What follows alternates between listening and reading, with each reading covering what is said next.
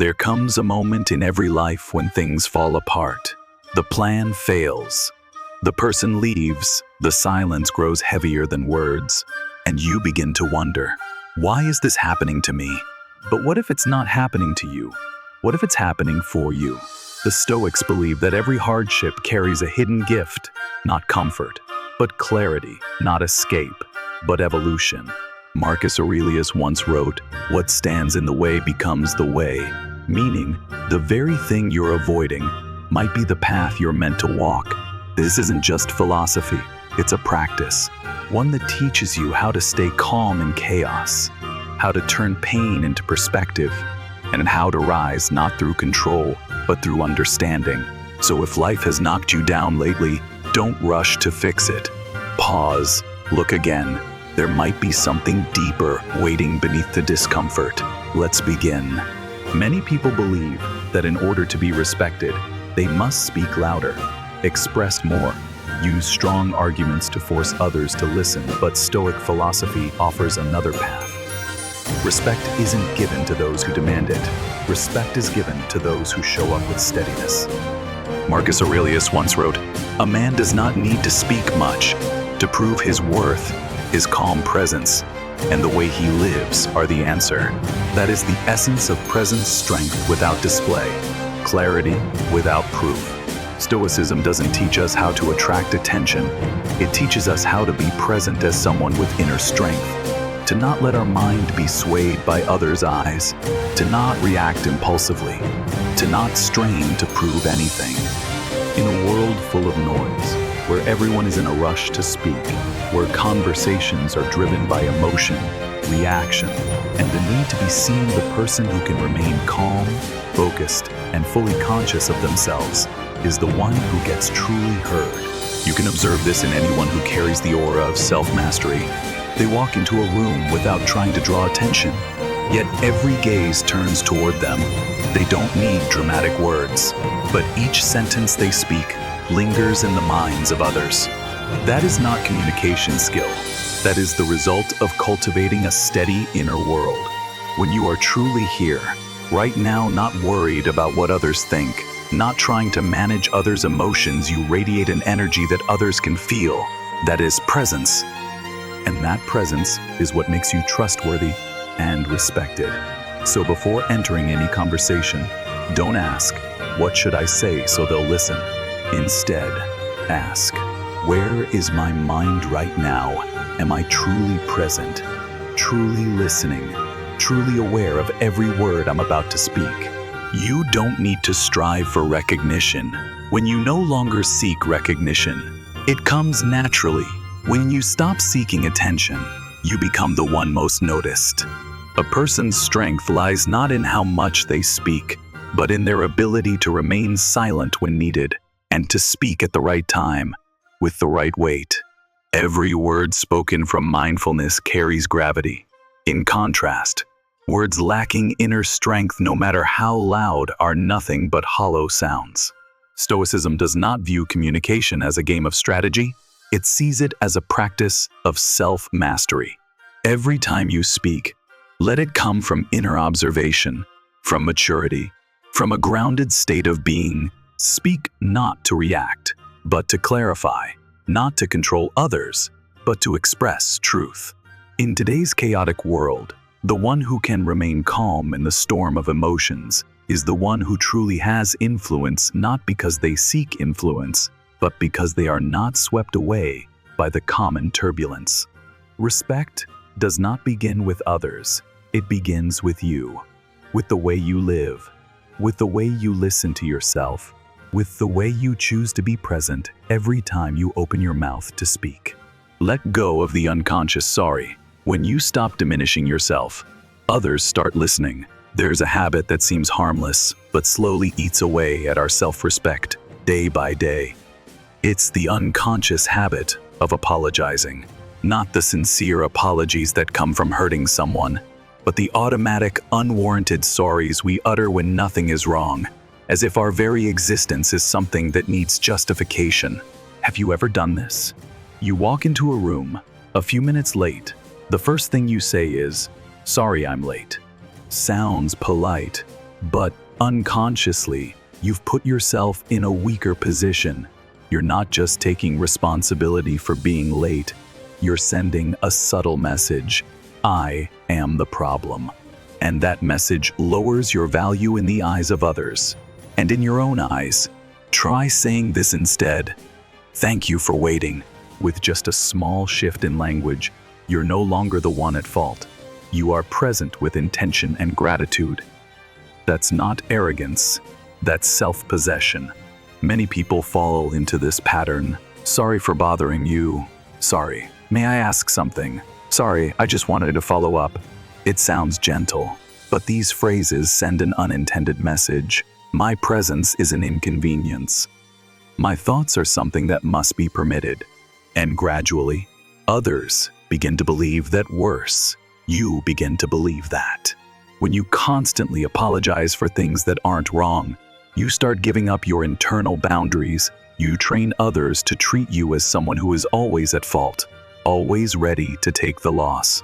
Stoicism never encourages arrogance, but it also doesn't accept the unconscious shrinking of oneself.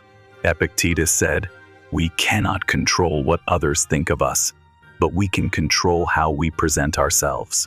When you apologize automatically, you are no longer in control of your words. You are reacting. Instead of acting, you are letting fear of judgment, fear of rejection, fear of being a bother dictate your speech. I used to be like that in a meeting. While I was speaking, someone interrupted me and my first instinct was, "Oh, sorry. Go ahead." I apologized for being interrupted. In that very moment, I silenced my own voice. I told the room, I am not important enough to continue. I didn't blame the one who interrupted. I blamed my own lack of awareness. Since then, I began watching myself. Each time I was about to say sorry, I paused, took a breath, asked myself, did I really do something wrong? Or is this just an old reflex? If not, I changed how I expressed myself. Instead of "sorry to bother you," I said, "Do you have a moment?" Instead of "sorry for asking too much," I said, "I'd like to understand this better." Instead of "sorry I'm late," I said, "Thank you for your patience." This isn't just a communication technique, it's mindfulness in every word. It's the conscious act of choosing your words rather than falling back on habit. And something remarkable happened. The less I apologized, the more I was heard. The less I justified, the more I was respected.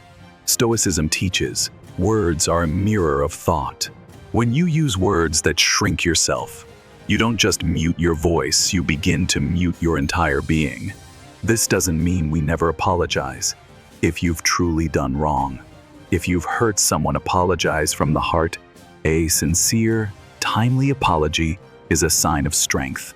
But if you're apologizing for everything just because you're anxious, afraid, or seeking approval, then the apology is no longer kindness. It becomes self-abandonment. Mindfulness is knowing when to apologize and when to stand tall and speak clearly. Freedom doesn't come from saying more. It comes from knowing what you're saying and why you're saying it. And sometimes, the most powerful thing you can do is not apologize. Learn to say no at the right time. Guarding your time and energy is how you protect your self-worth. There's a common paradox in life. We often find it easy to say yes to others, but very difficult to say yes to ourselves. Every time you agree to something your heart doesn't truly want, you are saying no to your own peace, your time, and your inner energy. It's not because you're weak. It's because you're afraid of making others upset, afraid of being judged, afraid of conflict. But Stoicism doesn't teach us to avoid life. It teaches us to face it with clarity and principle. Epictetus once wrote, "No one is free who is not master of himself." And mastering yourself begins with mastering your inner boundaries, knowing when to say yes, and having the courage to say no when needed. We often believe that saying no is selfish, but in truth, Saying no at the right time is one of the deepest forms of kindness to others and to yourself. Because when you agree reluctantly, you are not truly giving. You are offering your presence with exhaustion, your company without heart. And in the long run, that only breeds quiet resentment. I've experienced this myself. Once, a close friend asked me to help them move house over the weekend. That week, I was completely drained after days of intense work. But instead of speaking honestly, I forced a smile and said, "Sure, I'll try to make it." And so I went. Tired body, distracted mind, forced smile. I helped my friend, but deep inside, I felt trapped. Not because they forced me, but because I didn't know how to protect myself. After that, I sat down and looked honestly at what had upset me. It wasn't them. It was me. I was the one who didn't dare say no. I was the one who betrayed my own boundaries. And because of that, I lost my peace. From then on, I set a simple rule for myself. If it's not a clear, wholehearted yes, then it's a no. Marcus Aurelius once wrote, "The soul becomes dyed with the color of its thoughts." If you keep accepting things you don't truly want, your soul will gradually become tangled, weary, and drained of life. And when you don't have clear boundaries, others won't know where the line is either. They'll keep asking. They'll keep expecting. Not because they're bad, but because you never pointed out where the limits are. The mindful person knows what truly matters and what takes priority. They don't let guilt or social pressure dictate their decisions. They don't say yes to keep the peace when the cost is losing themselves. Learning to say no is a journey. It's hard at first. You'll feel guilty. You'll feel like you're rejecting others. But then you'll realize you're not rejecting them. You're choosing yourself. You're choosing your mental health, your restful sleep, your time for meaningful things, your space for creativity, recovery, and depth. And strangely, the more you live true to yourself, the more others respect that. Those who truly care about you will understand. Those who don't, maybe they never respected you to begin with. Start small. Got an invitation you don't want to accept? Say, "Thanks for thinking of me, but I'll be staying in tonight." Got a work request beyond your current capacity? Say, "I'm unable to take more on right now, but I can suggest an alternative." No need to apologize. No need to explain. Just clarity and integrity. Stoicism doesn't glorify rejection for its own sake. It honors inner freedom, something that only comes when you live by your values. And every time you dare to say no from mindfulness, you're actually saying something far more important. I respect myself. Pause before you speak. A timely silence carries more weight than rushed words. We live in a world where silence feels unfamiliar. In conversations, pauses are seen as gaps that need to be filled. If someone hesitates for a few seconds, we jump in. In a question is barely finished, and we're already blurting out an answer, even in our own minds. Thoughts rush in, one after another, without rest. But here's the paradox. It's in those very pauses that words can resonate the most. The Stoics understood this long ago. Seneca once wrote, "Silence is a lesson learned through suffering." Perhaps because only after we've experienced enough turbulence, enough confusion, enough regret from speaking too soon do we finally realize not everything needs to be said, and not every quick response is the right one. I used to think confidence meant reacting fast. In meetings, I'd try to speak before others, explain everything, and avoid leaving any empty space. But the result was the opposite. My audience was overwhelmed, unable to follow, and not truly engaged. One day, after a presentation, my manager gently said, "Your ideas are good, but you didn't give people time to absorb them." I paused, and for the first time, I understood. The power of speech doesn't lie in the number of words. It lies in the moments you choose not to speak. When you pause, you create space. Space to observe your own emotions. Space for the listener to process. Space for the conversation to breathe, rather than becoming a race to speak first. You send a subtle message. I trust what I just said enough to let it stand in silence. Stoics were never in a rush.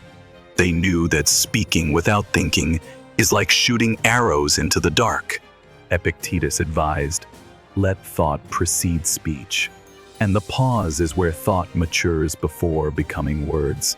Pauses aren't just powerful in presentations, they're your shield in tense situations. When someone yells, insults, or criticizes, your natural instinct may be to snap back. But if you pause, even briefly, the dynamic changes. You are no longer swept up by emotion. You become the one steering the conversation. A well-timed silence isn't avoidance, it's quiet strength. A knowing glance that listens. A deep breath before speaking. A moment to ask yourself, what's really happening inside me right now? As you practice this, your words become clearer, more concise, and most importantly, more soulful. People begin to feel that you speak not just with your mouth, but with your presence in every word. And when that happens, they start listening not just with their ears, but with their minds.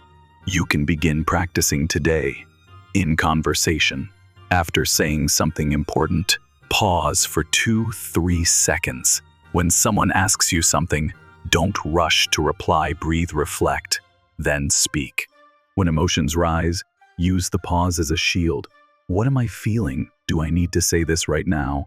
At first, silence may feel uncomfortable, but within that discomfort lies your power, the strength to control yourself, rather than be controlled by emotion or habit.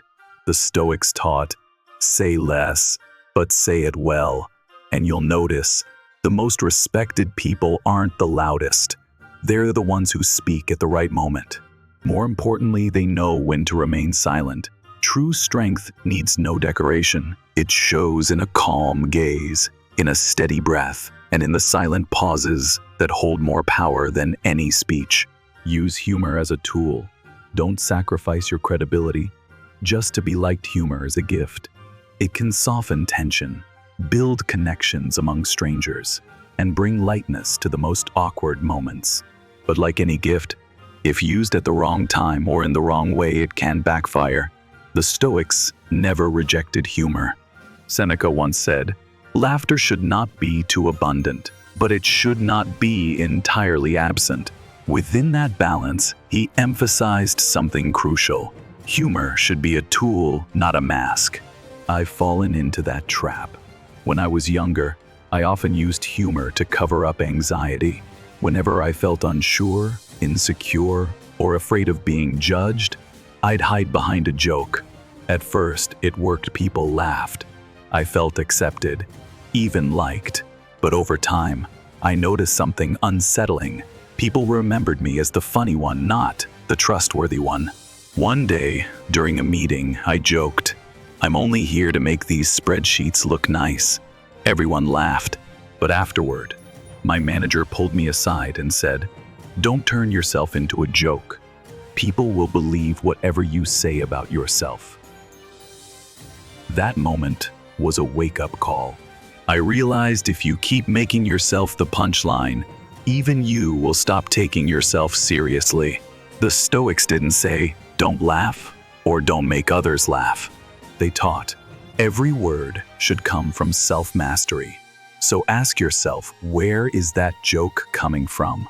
From anxiety you want to hide, or from a place of ease and awareness? When used wisely, humor is a sign of intelligence and clarity. A well-timed, witty remark can break the ice, dissolve tension, and invite real connection. But if overused, especially when you constantly make yourself the joke, it erodes your credibility.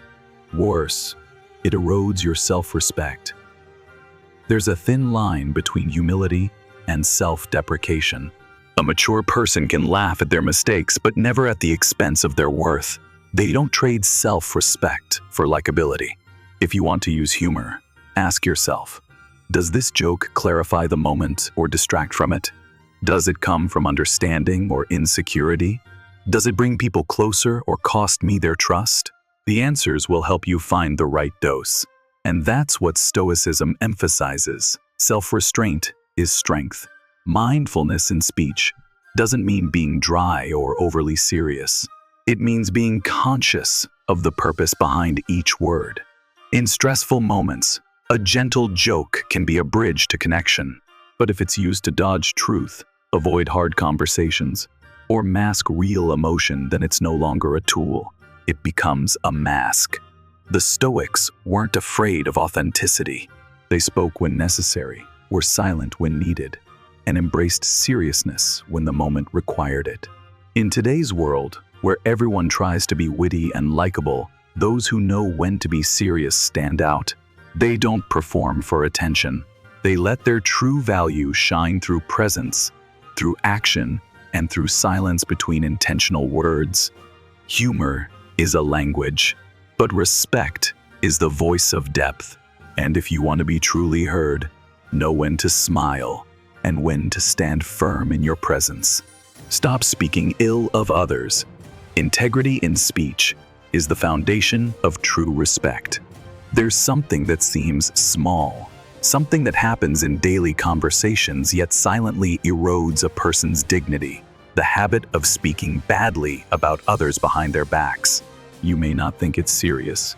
You're just sharing a bit about a colleague or venting privately about someone who bothers you.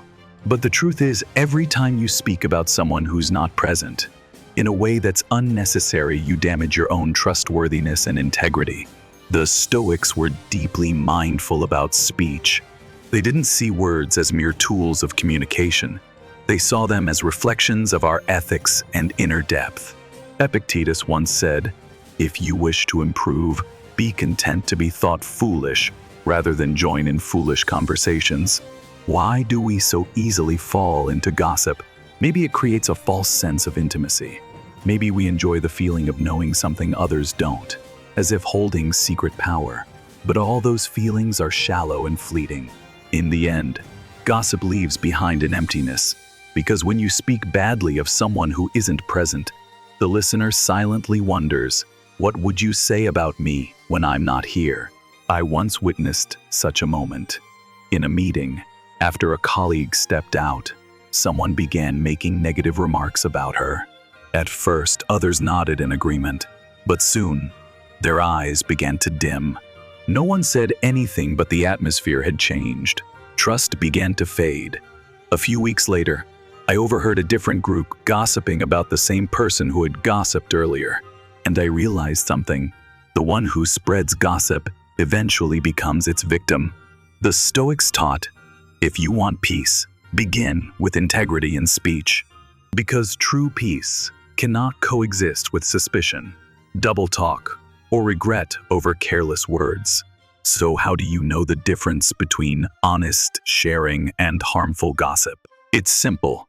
If what you're saying doesn't solve a problem, doesn't add goodness, and can't be said to someone's face, don't say it. And if you find yourself witnessing a gossip-filled conversation, you don't need to confront or judge. Just gently change the subject, or simply remain silent. No enabling, no joining in. A mindful person knows. You don't need to engage in every conversation. Not everything you hear needs a response. Not everything you know needs to be said. Your silence may gently remind others, we could use this time for something more meaningful. Someone once asked, if I don't join in gossip, will people see me as cold or distant? And the answer is, maybe. But that also means you're setting a higher standard for yourself. And that's what makes you different, reliable, and worthy of respect. Because trust isn't built through likability. It's built through consistency between your words and your values, between what you show in front of others and what you uphold behind their backs. Stoicism doesn't teach us to judge those who gossip. It teaches us not to become them. It teaches us to keep a clean mind, avoid empty noise, and live with clarity. You can start with something simple. Reflect on what you often say about others. Before sharing something, ask, Is this necessary? Is it kind? And if you're unsure, choose silence. In a chaotic world where people compete for information, envy, and judgment, the person who chooses integrity in speech is the one building long-term peace. Trust is built through small actions and can be lost in a single careless word spoken behind someone's back. Let others feel safe when you leave the room, because they know you won't use your words to harm them in their absence. Observe, instead of reacting. When you master your emotions, no one can control you. Have you ever regretted reacting too quickly? A message you shouldn't have sent, a word you shouldn't have said, a frown, a glare, an outburst of anger that fractured a relationship. It all happened so fast you didn't have time to think, you just reacted. And then asked yourself, why did I let my emotions take over like that? This is a lesson the Stoics emphasize again and again. The moment you lose control of your emotions, you've handed over the reins of your life to someone else. Marcus Aurelius wrote, "You have power over your mind, not outside events. Realize this, and you will find strength. You don't have to have an opinion about everything. And when you choose not to, you find peace." It's a choice to not react immediately, to not be pulled along, to observe first. We live in a society where speed is praised, fast replies, quick comebacks, sharp responses are seen as intelligence. But the Stoics see it differently. They value the pause between stimulus and response. That pause is where strength is forged. I once witnessed a perfect example of this.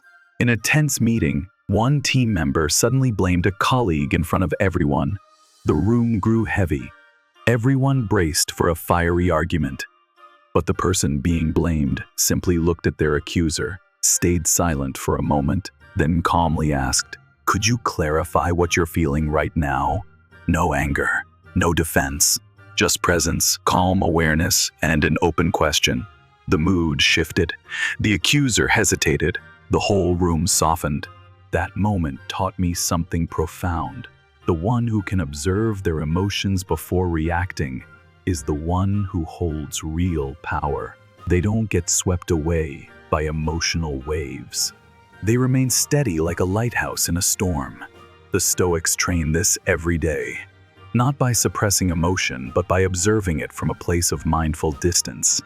I'm angry. Why?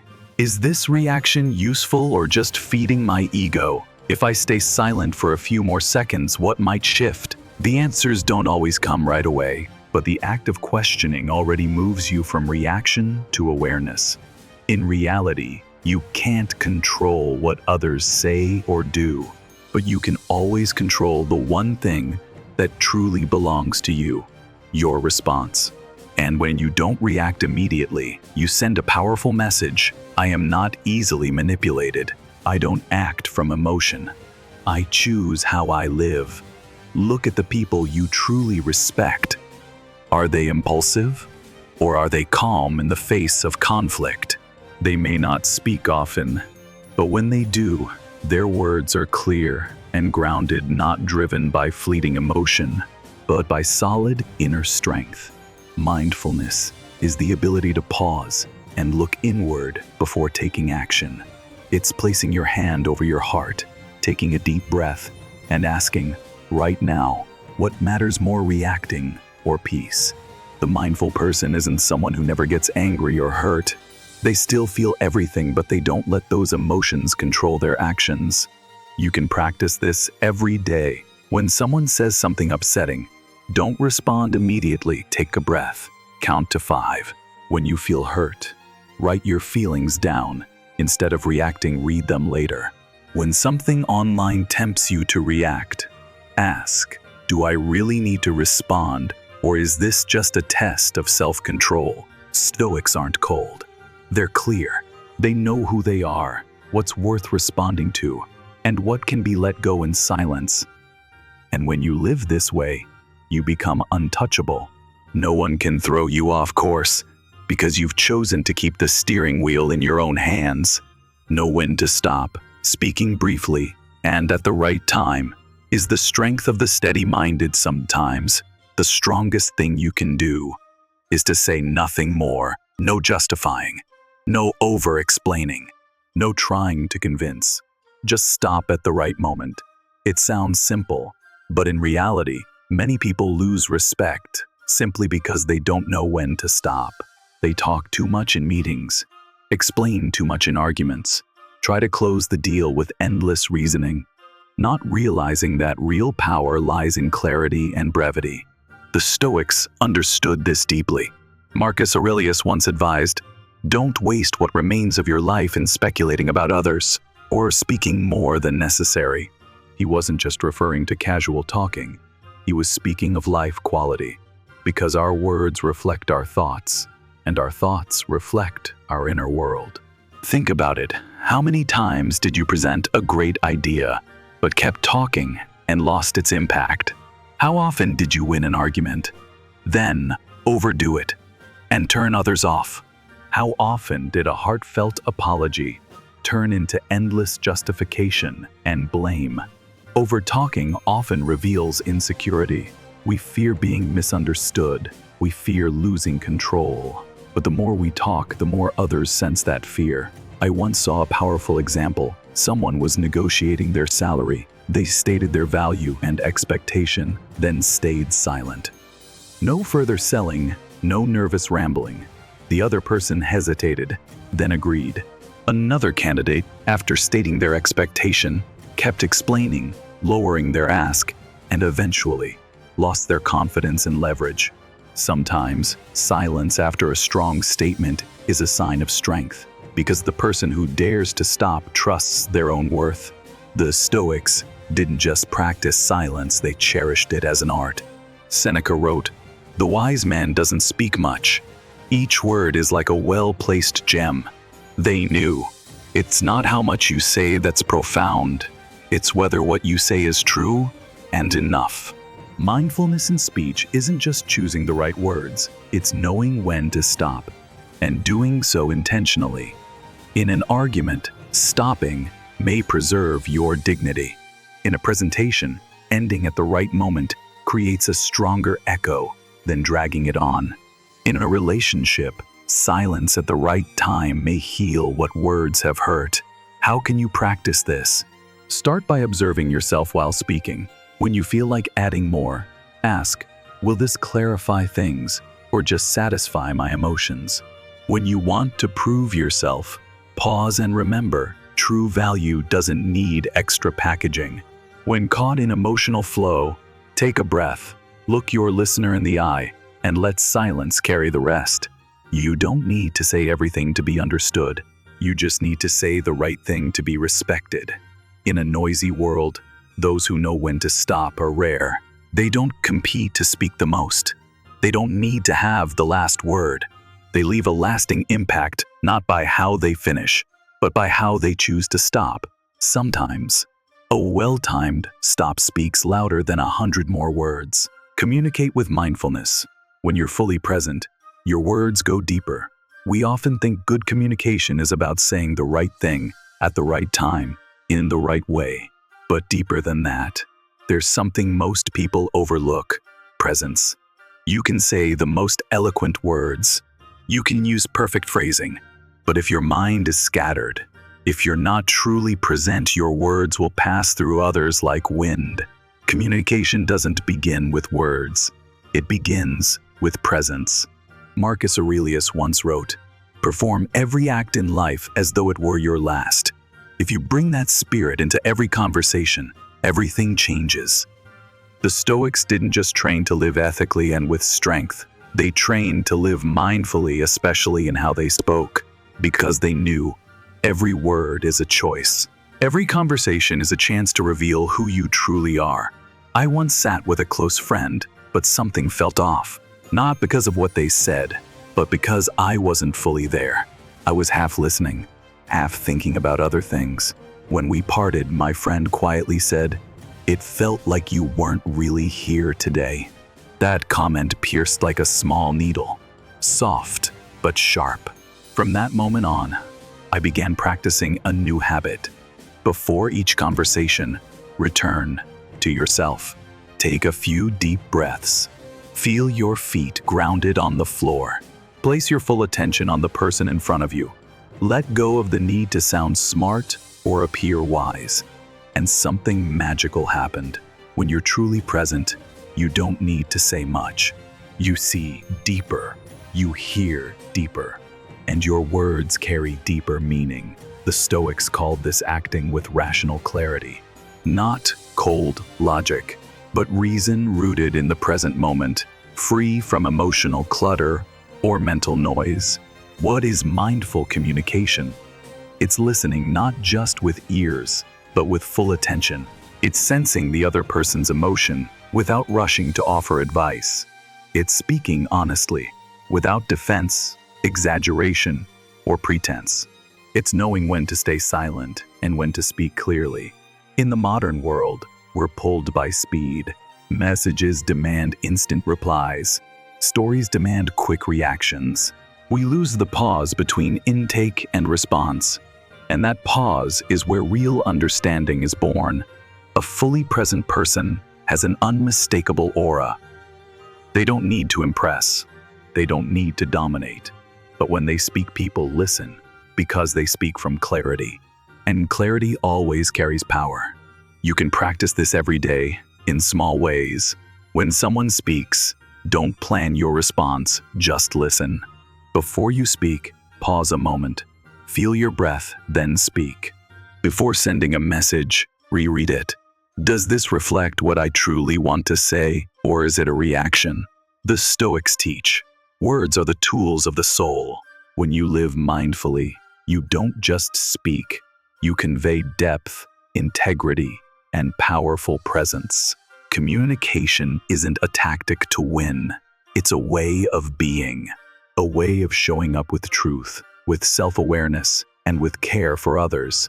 And when you truly show up, every word you say can plant the seed of transformation. Respect doesn't come from performance, but from the depth of how you show up each day in life. There are people who command respect the moment they walk into a room. They don't say much.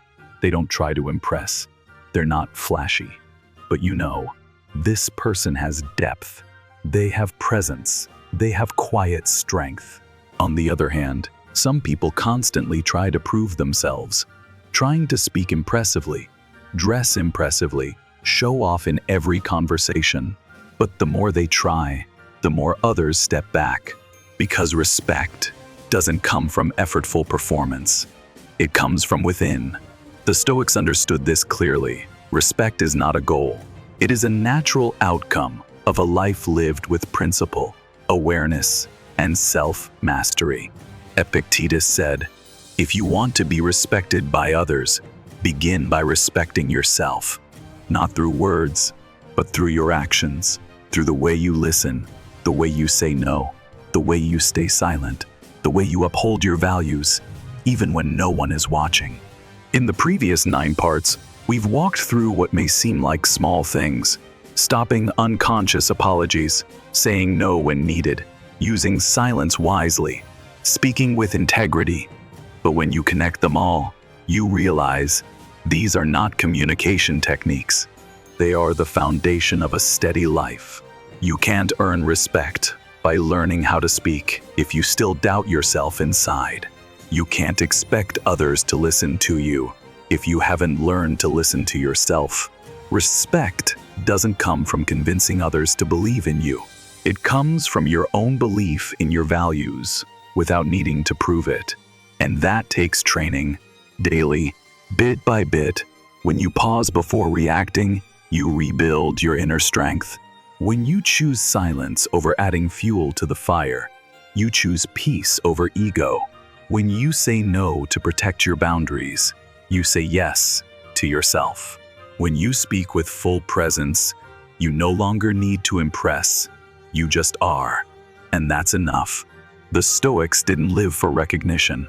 They lived to embody the person they chose to become. They didn't try to control others. They mastered themselves.